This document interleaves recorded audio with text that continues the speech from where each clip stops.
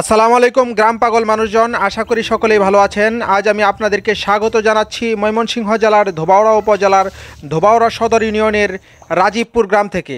আজ আমি রাজীবপুর গ্রামের আনাচে কানাচে ঘুরে বেড়াবো, নিজে দেখব এবং আপনাদেরকে দেখাবো রাজীবপুর গ্রামের প্রাকৃতিক সৌন্দর্য। আমার সাথে উপভোগ করতে থাকুন রাজীবপুর গ্রামের প্রাকৃতিক সৌন্দর্য। স্বতন্ত্র বৈশিষ্ট্যের মোহনীয় প্রাকৃতিক সৌন্দর্যে ঢাকা বাংলাদেশের প্রত্যেকটি গ্রাম। গ্রামগুলোর অপার সৌন্দর্য একই সঙ্গে নয়নাভিরাম ও বৈচিত্র্যময়।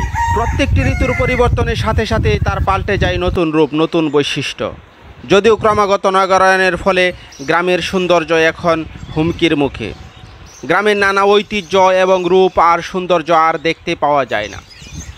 তবুও যা টিকে আছে তা কতটুকু বা উপভোগ করতে পারি আমরা। গ্রামের মনোলোভা সৌন্দর্য অবগাহন করতে তাই তো পল্লী কবি জসিমউদ্দিন আকুল কণ্ঠে ডেকেছিলেন নিমন্ত্রণ কবিতায়। সবুজের চাদরে মোড়ানো অপরূপ সৌন্দর্যের দেশ বাংলাদেশ, এদেশের প্রাকৃতিক দৃশ্য শোভা সকলকে মুগ্ধ করে।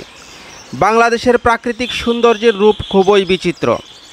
এদেশে হাওর বাউর, বিল, নদী, মাঠ ঘাট, আকাশ, পাহাড়, অরণ্য দেখে আমরা মুগ্ধ। পৃথিবীর বৃহত্তম বদ্বীপ বাংলাদেশ প্রাকৃতিক সৌন্দর্যের এক লীলানিকেতন। এদেশে রয়েছে উঁচু নিচু পাহাড়, সুশীতল সাগর, অবারিত মাঠ, সুবিস্তৃত সুনীল আকাশ, যা এক অপূর্ব চিত্রহারী সৌন্দর্যের সৃষ্টি করেছে।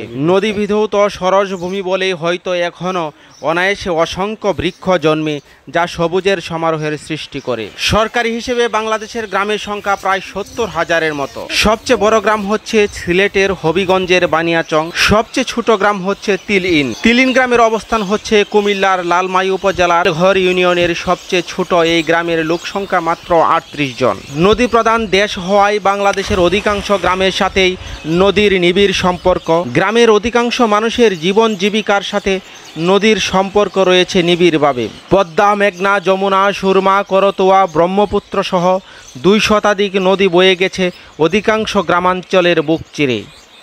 নদী ছাড়াও রয়েছে হাজারো খাল, বিল, হাওর বাউর। প্রত্যেকটি গ্রামেই দেখা মেলে জলাশয়। বাংলাদেশের গ্রামগুলোর নাম যেমন চমৎকার, মনে ব্যঞ্জনা সৃষ্টি করে, তেমনি সুন্দর। অধিকাংশ হাওর বাউর বিলগুলোর নামও চমৎকার, যেমন হাকালুকির হাওর, টাঙ্গুয়ার হাওর, চলন বিল, ডাকাতিয়া বিল। অধিকাংশ গ্রামগুলোতে শুধুমাত্র প্রাকৃতিক আচরণের সাথে তাল মিলিয়ে চলে গ্রামের জীবনযাত্রা। রোদ, বৃষ্টি, ঝড়, বর্ষা সব কিছুর সাথেই গ্রামের জীবনযাত্রার রয়েছে নিবিড় সম্পর্ক। ঋতু বদলের সাথে সাথে বদলে যায় গ্রামের রং, রূপ, লাবণ্য। তাই তো শরতে দেখা যায় শুভ্র মেঘ, কাশফুল, ঝকঝকে নীল আকাশের অপূর্ব সংমিশ্রণ। নদীর তীরে তীরে শুভ্র কাশফুল, গাছে গাছে হাসনা হেনা কিংবা শিউলি, কামিনী, বেলি, বিলে জিলে শাপলার সমারোহ। এক একটি গ্রাম যেন হয়ে যায় আশ্চর্য এক মধুরূপ সৌন্দর্য। এক একটি গ্রাম ঢেকে যায় এক এক আশ্চর্য রূপ মাধুর্যের সৌন্দর্যে। কখনো আনন্দের বার্তা নিয়ে আসে শরতের বৃষ্টি, চারপাশে শুভ্রতার মাঝে বৃষ্টি হৃদয় মনকে করে তোলে প্রফুল্ল। বৃষ্টি শেষে দিগন্ত জোড়া রংধনু, মনের মাঝেও যেন আকাশের রং মেলে। নরম রোদের সকাল, রাং মাখানো সূর্য, রাতের স্বচ্ছ আকাশে চাঁদ কিংবা লাখো নক্ষত্রের শরতের সৌন্দর্যকে তুলে অপার্থিব করে তোলে। আসসালামু আলাইকুম চাচা, ভালো আছেন? ওয়ালাইকুম সালাম। ভালো আছেন? ভালোই। আপনার নাম কি? সরাউদ্দিন। ও, আপনার কি এই গ্রামের নাম কি? গ্রাম রাজীবপুর। আপনি কি এই গ্রামের বাসিন্দা? এই গ্রামের বাসিন্দা। আপনি কতদিন যাবত এই গ্রামে বসবাস করতেছেন? আমার দাদার আমল থেকেই নয়। ও, অনেক আগে থেকে। আপনাদের গ্রামের প্রধান ফসল কি? এই যে ধান ফসল। ধান। তো ধান এবার কেমন হয়েছে? বালাই আল্লাহর মত করলে ভালো হয়েছে না? আচ্ছা, ধন্যবাদ আপনাকে। কি তোমার তোমার আব্বার নাম কি? ও, কি করতেছ? ও, তোমরা এই গ্রামের নাম কি? রাজীবপুর। আচ্ছা।